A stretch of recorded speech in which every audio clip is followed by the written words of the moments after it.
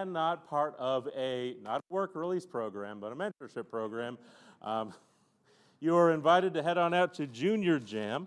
To everybody else, I invite you to remain standing for the reading of God's Word. Our reading today takes place in the book of Exodus, chapter 3. It is verses 1 through 22. We can only fit 15 verses on your bulletin. So I invite you to grab a phone or check out our lyrics, our scripture on the screen behind me. This is going to be a long sermon. Or if you'd like, check out a paperback Bible in front of you if you don't have one. The Holy Spirit pens these words, presumably through the pen of Moses, and he says these things. Now Moses was keeping the flock of his father-in-law Jethro, the priest of Midian, and led his flock to the west side of the wilderness and came to Horeb, the mountain of God. And the angel of the Lord appeared to him in a flame of fire out of the midst of the bush. And he looked, and behold, the bush was burning, yet it was not consumed. And Moses said, well, I will turn aside to see this great sight, why the bush is not burned. And when the Lord saw that he had turned aside to see, God called him out of the bush. Moses, Moses, he said, here I am. Then he said, do not come here, take off the sandals from your feet, for the place on which you stand is holy ground. The God of your father, the God of Abraham, the God of Isaac, the God of Jacob. And Moses hid his face, for he was afraid to look at God. And then the Lord said, I have surely seen the affliction of my people who are in Egypt, and have heard their cry because of their taskmasters. I know their suffering. And I have come down to deliver them out of the hand of the Egyptians, and to bring them out of that land to a land that is good and broad. A land flowing of milk and honey, a place where the Canaanites, the Hittites, the Amorites, the Perizzites, the Hivites, and the Jebusites. And now, behold, the cry of the people of Israel has come to me, and I have also seen the oppression with which the Egyptians oppress them. Come, I will send you to Pharaoh, that you may bring my people, the children of Israel, out of Egypt. But Moses said to God, who am I that I should go to Pharaoh and bring the children of Israel out to Egypt? And he said, but I will be with you, and this will be a sign for you that I have sent to you. When you have brought the people out of Egypt, you will serve God on this mountain. Then Moses said to God, well, if I come to the people of Israel, and I say to them, the God of your fathers has sent me to you, and they ask, what is his name? What shall I say to them? And God said to Moses, I am who I am. And then he said, say to the people, I am has sent me to you. God also said to Moses, say this to the people of Israel, the Lord, the God of your fathers, the God of Abraham, the God of Isaac, the God of Jacob, has sent me to you. This is my name forever, and thus I am to be remembered throughout all generations. Go and gather the elders of Israel together and say to them, the Lord, the God of your fathers, the God of Abraham, of Isaac, and of Jacob, has appeared to me, saying, I have observed you and what has been done to you in Egypt, and I promise that I will bring you up out of the affliction of Egypt to the land of the Canaanites, the Hittites, the Amorites, the Perizzites, the Hivites, and the Jebusites, a land flowing with milk and honey. And they will listen to your voice. And you and the elders shall go to the king of Egypt and say to him, the Lord, the God of the Hebrews, has met with us. And now please let us go 3 days into the wilderness, that we may sacrifice to the Lord our God. But I know that the king of Egypt will not let you go unless compelled by a mighty hand. So I will stretch out my hand and strike Egypt with all the wonders that I will do in it. And after that he will let you go. And I will give this people favor in the sight of the Egyptians when you go, and you will not go empty. But each woman asking of her neighbor, and any woman asking of her neighbor's house, for silver and gold jewelry and for clothing, you shall put them on your sons and your daughters. So you shall plunder the Egyptians.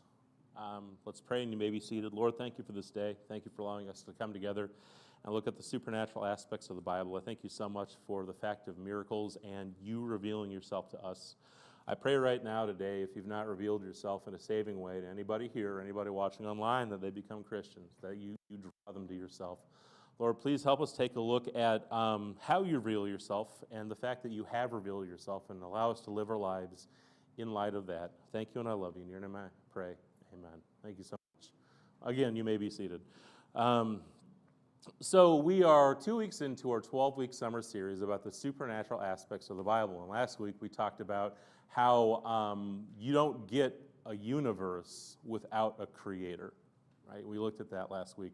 This week we're starting to head on into more, not more, because it's kind of hard to get more supernatural than creating everything, but things that we would look at as Christians and, like the miracles, the things that if you grew up in church you saw on a flannel graph or on a VHS cassette, or maybe you had some cucumbers and tomatoes telling a fun version of that story.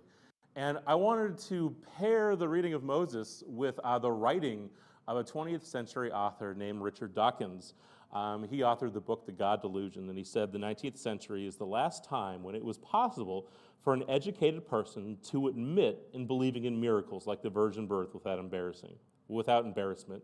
When pressed, many educated Christians are too loyal to deny the virgin birth and resurrection, but it embarrasses them because their rational mind knows that it is absurd, so that they would much rather not be asked.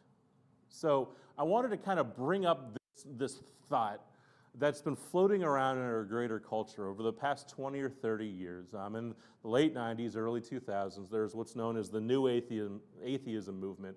And there were four very prominent atheists: Christopher Hitchens, who since passed, Richard Dawkins, Sam Harris, and, oh no, I'm forgetting her name, but she's since become a Christian, actually, Ayaan Hirsi Ali.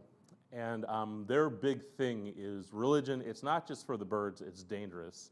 And no rational person would believe in God. You had books like The God Delusion, which we just read from, and God Is Not Great, How Religion Ruins Everything by Christopher Hitchens.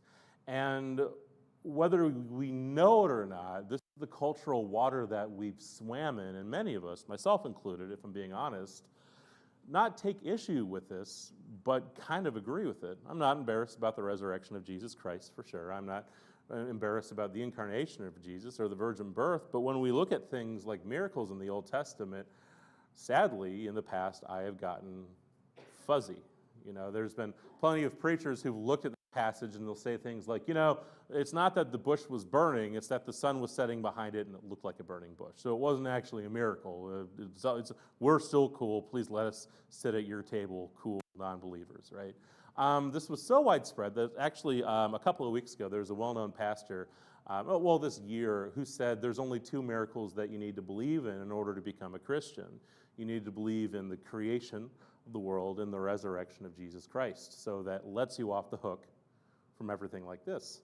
And can you be a Christian and doubt miracles? I think so, but I think unintentionally you make your creator out to be weaker than he actually is, and you live an emaciated Christian life. You don't live a full Christian life. Continuing on, of the book that I'll be quoting from, the bulk of the summer, Can Science Explain Everything? Professor of mathematics Jonathan Lennox writes, commenting on Richard Dawkins' quote, the above quote is the famous contention of David Hume, who says that miracles are violation of the laws of nature. We will talk about that a lot in a couple of weeks. One of us will, right? There are several people who disagree with these people, such as Professor John Phillips, Physics Nobel Prize winner of 1998, Professor John Polkinghorne, FRS, quantum physicist, Cambridge, Sir John Houghton, former director of the British Meteorological Office and head of the International Government Panel on Climate Change, and the current director of the Institute of National Health and former director of the Human Genome Project, Francis Collins.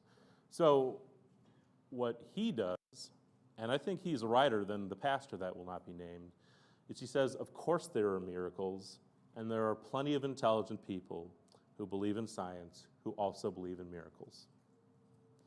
The main idea of our sermon today is this: God necessarily, so it has to happen or it doesn't happen at all, God necessarily reveals himself to us in a supernatural, or you could even say a miraculous way. So what do we mean by reveals, right? The word, I think it's our sermon titled Supernatural Revelation. The word revelation means to reveal something that hasn't been known before. If you are a fan of soap operas, then you are a fan of revelations, right? So-and-so isn't so-and-so's kid, and you didn't know until now, that kind of thing, right? What God does in this text is he is revealing himself to Moses in a way that is miraculous. And we discount that when we don't need to. In fact, the only reason we know anything about God is because God himself supernaturally told us. So what do you mean by supernatural? Great question. Well, we talked about this last week. When we talk about nature, it's things that are observable in the physical world around us. You have the natural sciences. It's the idea that if you put a flower and a bee in the flower, it'll pollinate another flower. That's nature, right? Supernatural is when those laws are paused or upended or held back for something greater to do something, right? And you're like, that doesn't work. We live in a closed system. We'll get into that. What we're going to see in a little bit, what we're going to see in our sermon today is a couple things. One, we're going to look at the fact that God has revealed himself to us. We can know God personally. Now, to us, that may seem old hat. That's as common as hearing your 2-year-old say that he or she loves you every night when they go to bed. There's plenty of kids who don't have 2-year-olds who say that, though. There's plenty of people who don't have 2-year-olds who say that, though. We may take it for granted, but it's one of the biggest things that we have in Christianity. Christianity is a life-changing religion, not only because it's true, but within that truth, God revealed not only truths of the world, wisdom to us, but also truths about himself. You want a changed life, get to know the God that revealed himself to you. The other thing we're going to see is when we look at, we're not going to talk about where the Bible came from here. We're going to be spending 2 weeks in Sunday school talking about that at the end of summer. But we're going to be seeing the fact that when God reveals himself to us, we can indeed trust and should also obey. We're going to be seeing 3 things about, we're going to be calling him the revelator. The revelator is somebody who reveals the thing. So the guy who reveals the paternity test on the soap opera, that's a revelator. Here, God is his own revelator. He's revealing himself. We're going to be seeing 3 things about God, 3 things about a revelator. First is the technique, how he does it. Secondly, we're going to be seeing the imminence. I got to look at my notes so I know what that is. His presence when he does it. There we go. And then thirdly and finally, we see the actions, what he does after he reveals. He doesn't just reveal and then walk away. He doesn't just reveal and isn't present. He doesn't just magically reveal. There's a method to how he does so, and we're going to see that in Exodus chapter 3 today. Let's go ahead and start. So when we get into our text, we were in Genesis last week, so I kind of want to bring us up to speed to where we are so we know what's going on for the rest of the sermon. So Exodus is a book about God's people exiting or leaving their captives in the nation of Egypt to go to a land that God promised him. And we start and we see this guy Moses. We know Moses is like one of the guys, right? Like one of the people you know if you grew up. He's the guy who split the rivers. He's the guy who hit the rock. He's the guy who who came before Joshua and the spies. 10 were bad and 2 were good, right? A lot of us know Moses, but at this point in time, Moses wasn't like Moses yet. How Oprah is this, well, we'll do a better person than Oprah. You know how Jeff Bezos is no, we'll not do Jeff Bezos because I'll get too mad. There's no way I'm not going to get mad. You know how we have our first trillionaire? Right? Uh-oh. I'm only thinking of a person who's not him. Elon Musk, thank you. Not the name I was thinking. There was Elon Musk before he was a trillionaire. There was Elon Musk before he was a billionaire. You can actually find pictures of Elon Musk in college. You can find pictures of Elon Musk bald, right? There was an Elon before the Elon we know. Similarly, there was a Moses before the Moses that we all know in church. And, what he was, he was born, as a Jew, as an Israelite. There, under threat of death, he was put down a river in a basket, and he was rescued by the Pharaoh's daughter, and he was raised in the Pharaoh's household. And one day he was out on a walk, and he saw a guard physically beating up one of his Israelite brothers. And Moses, as a young man, and young men are apt to do this, goes and gets into an altercation and kills this guy. Moses panics and buries the guy in the sand, which doesn't work because sand doesn't weigh a lot, so you can't hide a body in sand. That's not the takeaway from the sermon, by the way. That's just like a fun side fact. He thinks he gets away with it. The cops find him. Moses leaves. And Moses goes from being the prince of Egypt to being just like a backwoods guy who's married, working a blue-collar job. He's working for his father-in-law, Jethro, right? And he's taking his flocks around. He's married. He's got a couple of kids. And that's the Moses walking in. This isn't Charleston Heston, let my people go, right? This isn't any of that. This is just like a dude who killed a guy who's trying to have a low profile. And that's it, right? And he's walking along, and I love this because it says Moses, he's keeping the flocks of his father-in-law, Jethro, the priest of Midian, and he came to the west side of the wilderness of Horeb, the mountain of God. And then we get into it because that's the setup, and the next thing we see is, behold, there is an angel of God who appeared to him in a flame of fire out of the midst of the bush.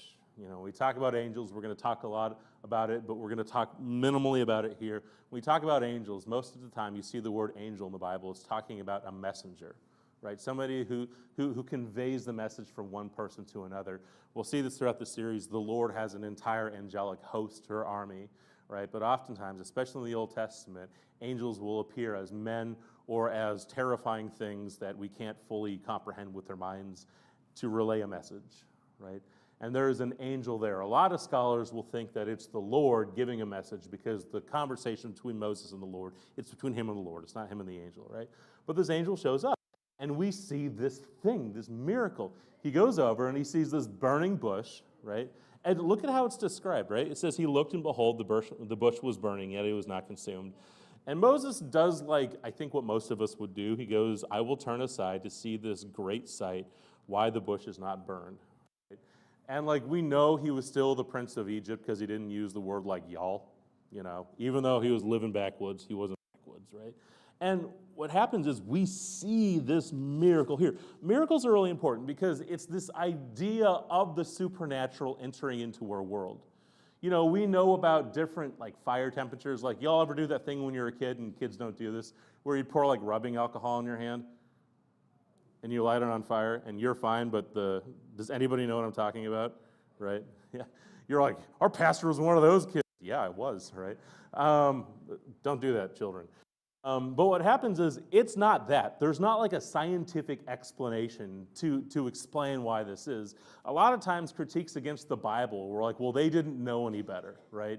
And like, how arrogant is that, right? Like, oh, Moses didn't understand how fire works, so that's why he thought it was a miracle. No, of course he understood how fire works. That's why we know it was a miracle.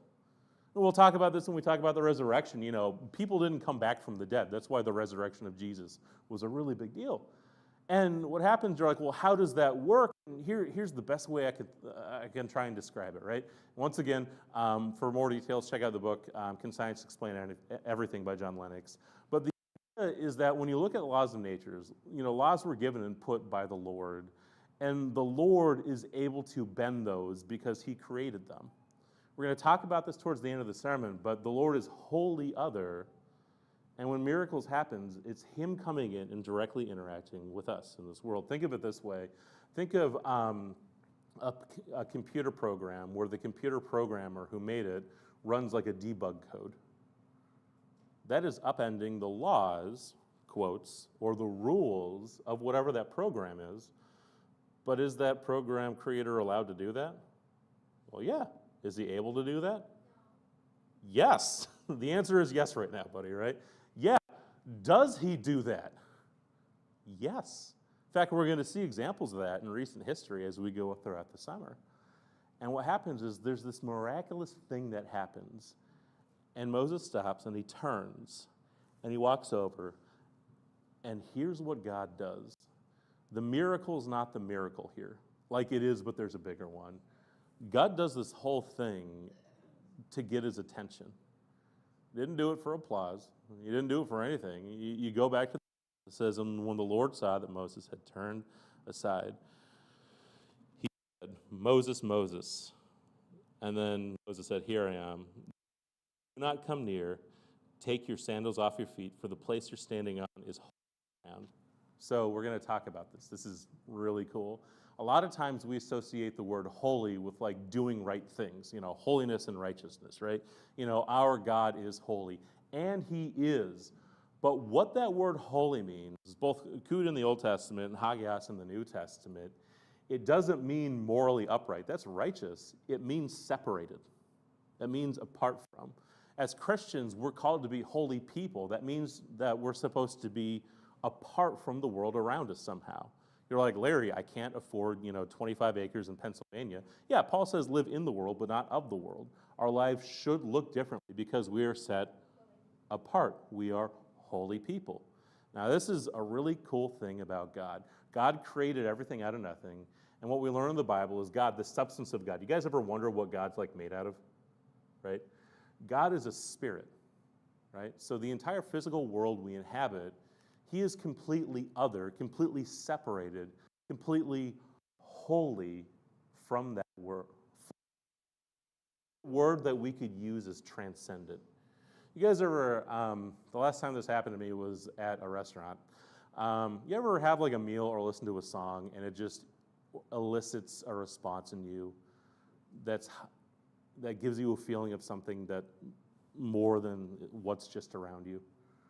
I remember the first time I listened to the song Jesus Don't Cry by Wilco. I got that feeling. Or, this sounds so stupid, but like foodies do it, so it's okay that I do it.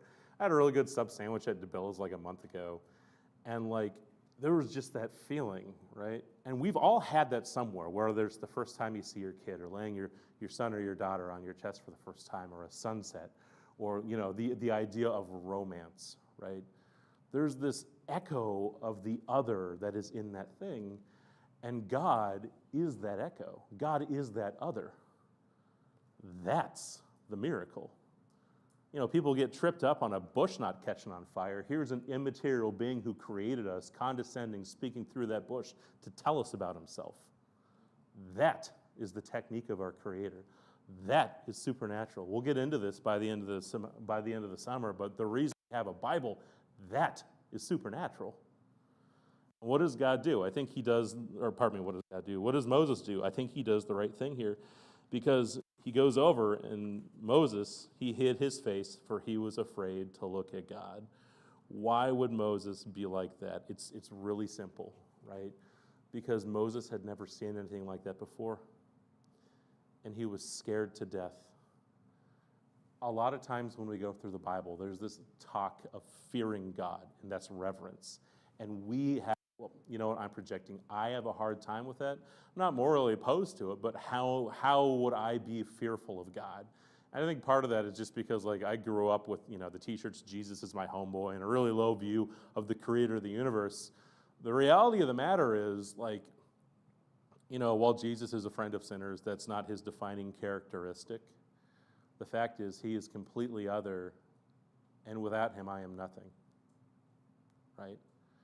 Whether you want to go through the natural creation of the universe, or how happenstances happened for Brian Bogan and Karen Traversy to meet in the mid-'70s, or the fact that I haven't died doing stupid young men thing in my early teens, all those things, God sustained me from. And he does so I, his created, can know him, the creator. You're like, Larry, we're not Moses. That's a stretch. No, you see, it's not a stretch. We're going to see this in a point or two, but God is all-knowing, he's all-present and all-powerful. So what that means is he has the bandwidth to know the past, present, future, the strengths, weaknesses, the joys and fears of every single person individually in this room. And every single person individually in this room is created, just like Moses, to know God. What that should bring is a holy sense of fear and reverence. So first, we see the technique of the revelator. Secondly, we see the imminence.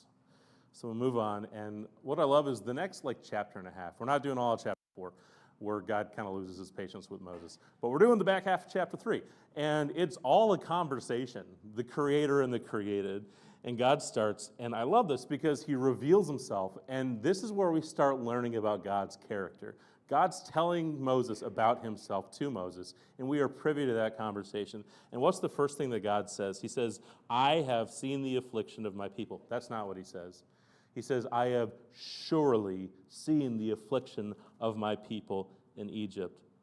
This is a really important thing to kind of grasp, because Exodus, where we are right now, takes place about 450 years after the end of Genesis.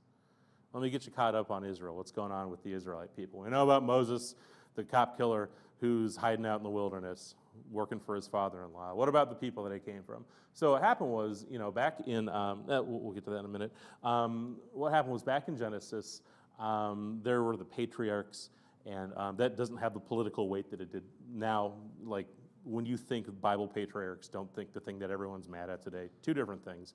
But what happens is God's people, they go down to Egypt, and they multiply like rabbits, Catholic rabbits, kids on kids on kids on kids on kids on kids on kids, right? And what happens is eventually the Israelites outnumber the Egyptians, right? And the Egyptians are like, well, we don't like this. We are losing our culture to these foreigners. What are we going to do? And their answer is, we're going to enslave them. So the Egyptians, who possessed the sharper stick, the stronger weapon, they enslaved the Israelites, and it got so bad to where they committed partial genocide. There's this passage at the beginning of Exodus chapter 1 where it talks about Pharaoh and his men went to really show the Israelites who was in charge. They killed all the firstborn baby boys as they were born, right? Moses was supposed to be one of those kids. Now, I've not been an Israelite. I've not been in Egypt, and I've not had any of my kids murdered. I still could say that that's a pretty horrendous thing to live through as an Egyptian, as an Israelite. And this brings up a question that they had: where is our God? Right? Lord, where are you? Something I love about the Bible is that question permeates the Bible. There's an entire book of the Bible about that. That's the book of Job. Jesus asks that on the cross. The Son of God asks that on the cross. A third of the hymns written in the book of Psalms is, God, I feel you're not there. We prayed today a lament, Psalm 22. Oh God, why have you forsaken me? That is a universal question, okay? So if you're ever in that space, it's okay to ask that question. You need to hear me on that, all right? So we go back to the text, and what's the first thing that God reveals about himself with that in the background? I surely have seen the affliction of my people who are in Egypt, and I have heard their cry because of their taskmasters. I know their suffering. About now is probably a good time to explain what the word imminence is. So there's eminence, which is the imminent return of something. Like, you ever have a thing where you're a kid and you did something and your parents are coming home imminently? They'll be home soon, so we got to fix the bald spot on the dog or whatever it is you did when you were a kid, right? It's not that. What it is it's talking about God's presence within his creation. So the first point, we learn that God's holy. He's transcendent. He's outside of his creation. This is a really beautiful thing about God. God is also immanent. He is inside working with his creation. God is not far off, though he is not of our same substance. You're like, those are two seemingly opposing things. That's what's called a paradox, right? And what we see is this thing over in 1 Corinthians 1, 16 and 17, talking about Jesus, God, he says, by him all things were created in heaven and earth, visible and invisible, whether thrones or dominions or rulers of authorities, all things were created through him and for him. He is before all things, and in him all things are held together. So when we talk about the immanence of God here, when we take Colossians 1 and Exodus 3 and we kind of marry them together or sit them next to each other, it's not just that God's involved in the creation process. It's that he cares about things that he created. Whether, man, you're like a baby or a president or a sparrow or an Ezra. He cares, right? And God follows this up with two responses to the suffering of his people. This is really important. Actually, we get this very famous phrase from this passage. He goes, listen, I have come down to deliver them out of the hand of the Egyptians. So first is to remove them from suffering. And secondly, to bring them up out of that land to a land good and broad, a land flowing with milk and honey.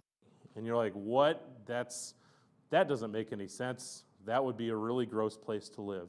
God's not being literal here. We were talking about this in Sunday school. He's using a metaphor So what he's doing here, technically it's a synecdoche. What happens is milk is he's talking about very good ground that grass comes out of and cows can eat to their fullest and they can produce good milk. And then with honey, he's talking about bees and good pollination, so they're able to make good honey, right? When 14-year-old Larry did not understand metaphors, so I had a really hard time with Exodus, right? So he pulls us out of slavery and he takes us to the promised land. And what's really interesting here is when you zoom into this little text, this is what's called a microcosm, or a little picture of the big thing that's happening.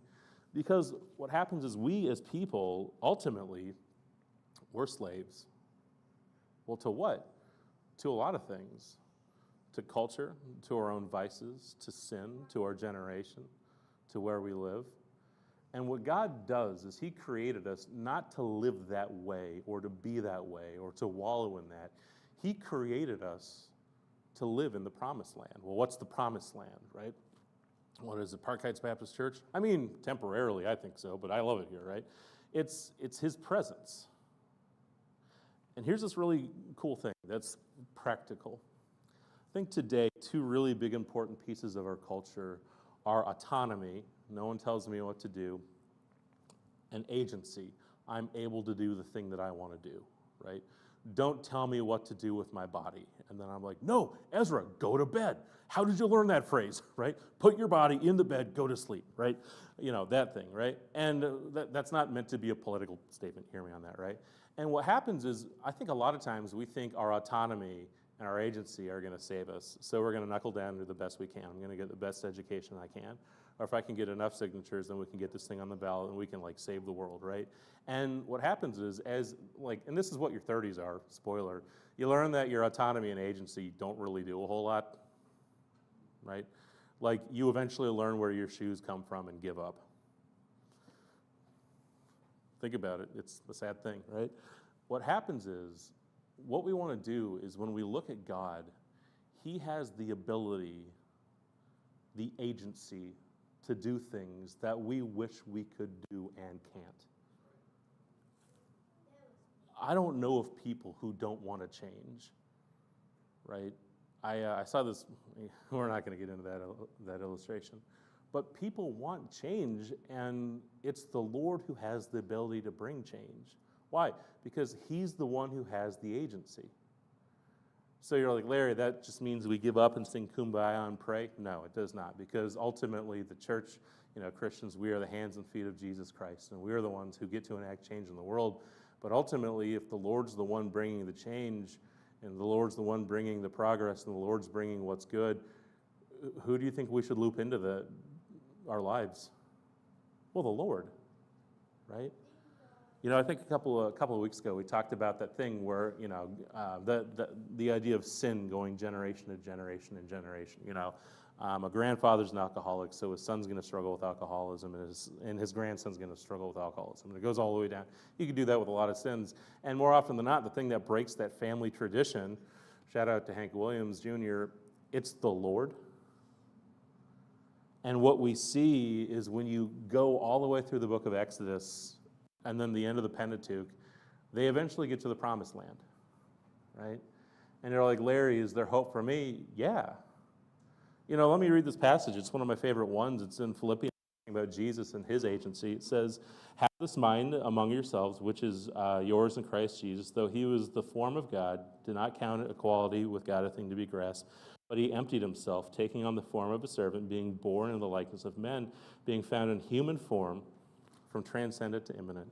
He humbled himself by becoming obedient to the point of death, even the death on the cross. Therefore, God has highly exalted him and bestowed on him the name above every other name. Here it is, that at the name of Jesus, every knee should bow, on heaven and on earth and under the earth, and every tongue should confess that Jesus is Lord, to the glory of God the Father. See, what happens is the reason I can call God Lord and friend and father and brother and collective husband, because he talks about that in the New Testament, is because Jesus' agency led him to die on the cross, which is what I rightfully deserved, and rose from the grave, which is what I needed, so I can call him Lord. You're like, well, Larry, what about, my bad habits, or, my singleness, or, the dumpster fire that is, our political state right now? The Lord will take care of those things. but ultimately it's got to be the Lord who does it. I have a whole thing about the French Revolution, but we do not have time for it. So thirdly and finally, we see the actions of the revelator, right? First, we see the technique. He speaks. Secondly, we see the imminence. He cares. He is here. He knows. He is involved. Thirdly is the actions. What do we do? So we continue on, and Moses has a fantastic question. And like, if you read chapter 4, his questions kind of like devolve into like excuses and trying to like worm out of like a kid doing, like kind of like a kid doing chores, right? But right now he's asking good questions. Moses says this: if I come to the people of Israel and say to them, the God of your fathers has sent me, they will ask me, what is his name, and what shall I say to him? You're talking to me, God. This is my first interaction with you. I understand you're the God of your father, of my fathers. What is your name? Right? Let's talk about names for a minute, right? Back in ancient Near East culture, names were representative of like who you were as a person. You know, an example of this is there is a kid who was born, his name's Jacob. The word Jacob literally means trickster or supplanter. And lo and behold, that kid grew up to be a liar and the supplanter. There was also a guy whose name was Esau. Esau means red. The kid was a redhead. So full spectrum, you know what names are getting after. The other thing is that when they looked at names in reference to deities back in the day, it was what they had authority over.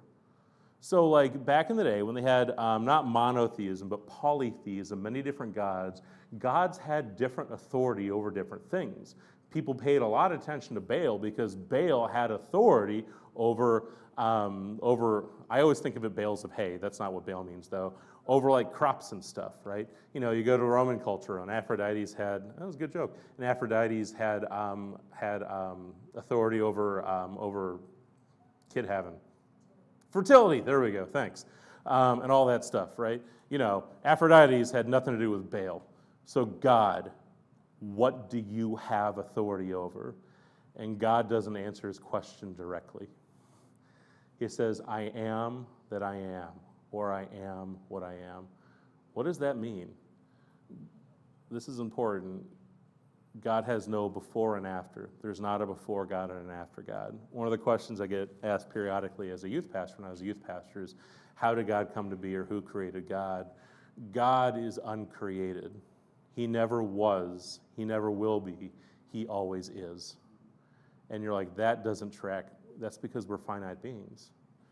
God is with Moses now as he is with me now, as he is with, God willing, my grandkids, if the Lord blesses me with grandkids. Okay? Now, we're walking out on a branch, so like, let's hope we can keep this together. So then he says, after saying that, God says, then say to the people of Israel, the Lord, Yahweh, the God of your fathers, the God of Abraham, Isaac, and Jacob, he has sent me to you, right? So God is currently the Lord of these three patriarchs, just as he's the Lord of Moses. He sent me to you. And then he says this is my name forever, and thus I am to be remembered throughout all generations. So what he's saying is, I am active, just what I've been saying, with Abraham and Isaac and Jacob and Israel, and Jacob becomes Israel and Moses, and I'm active now. And I will always be remembered forever because I always am. And you're like, that's big. It is big. And this big, I shouldn't even do arm things because it's not a justifier of how big God is. This big thing is talking to a man who's on the lam hiding out because he murdered a dude. You know, the actions of the revelator is that he stoops and condescends to us and allows us to know him. Now, this is what's really cool, because he goes on, and it's not just that God says, I am with you now. He says, I am with you in the future. And for the sake of our brains and literary devices, he uses future tense. He starts making promises. He goes, listen, what I'm going to do, and I'm going to paraphrase just to wrap up on time, is he goes, all right, you're going to go, tell my people, and they're going to believe you. And then you're going to go and you're going to gather the elders and you're going to go to the Pharaoh, and he's not going to believe you. And I'm going to have to give him 10 big old plagues, right? And Moses is like 9, and Yahweh's like, no, 10. It's like 5 but double, Moses, right? And like by that, he will know that I am the Lord, right? And what happens is God is making these promises. You could even call this a prophecy that he's making. But to God, it's not that he will, it's that he is doing, right? And this is what's really important to remember with this whole thing, because all of us are living today. We're not living a week from now or a year from now. I don't know how things turn out for my kids. God does, okay? But this is what's really important about the ever-presentness of God, right? We have these two verses. I'll read the short one for sake of time. He says, we know that for those who love God, all things work together for good, for those who are called according to his purpose. How could you make such a bold statement that everything's going to work out for Christians? Paul, because it's written in the New Testament by a man who's following Jesus. Because Paul met Jesus, and he knows that it will. And you're like, yeah, but Paul got his head lopped off. That's not what he's talking about, all things working out. He's talking about us knowing God more and being more like Jesus and eventually being united with Jesus. Look at this. He continues and he says, listen, for those who he foreknew, he also predestined to be conformed to the image of his Son, in order that he might be firstborn among many brothers. And those whom he predestined, he called, and those who he called, he justified, and those who he justified, he also glorified. So Paul gives this huge gamut from eternity past to eternity future. Foreknowledge, predestination, the past. Saving, justifying, sanctifying, the present. Glorification, the future. Well, when is God active? All of that. God is active today as you're figuring out what you're going to have for lunch, just as he's going to be active at the end of your life when you're circling, passing on to eternity. Just like he was active in your life before you were even born. You see, what I love about the actions of the Lord is he's always active in our lives, just like he's active in Moses's. So what do we do with this text? Great question. I think first and foremost, God reveals himself to us, and he does so through many ways, supernatural to be sure, like burning bushes. He also does so through his word.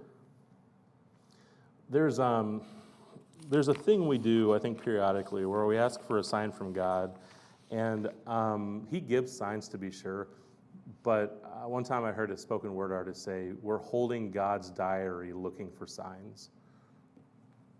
Might be a good thing to consult the diary, right? That's the Bible, by the way. And you're like, well, the Bible's a book. And to that I would come back and say, well, it's more of a compendium than a book. And the way we got it and how we know we got it, we do not have time to say it, but there is absolute reason to be confident that it is good and reliable and without error. And you're like, Larry, I want more information. Talk to me after church or come to Sunday school. We're going to be talking about that. Secondly is this, when we do things, I think we need to do so with the understanding that God has more agency than we do. And we need to give our lives to the Lord and trust him.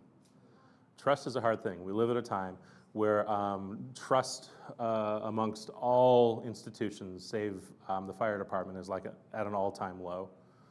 People have never trusted the government less, church less, schools less, doctors less, the weathermen less, right? Trust isn't a natural exercise that we have right now. But if you're a Christian, you're going to have to start working that muscle, because God is going to be the one who navigates this life with us and for us and through us.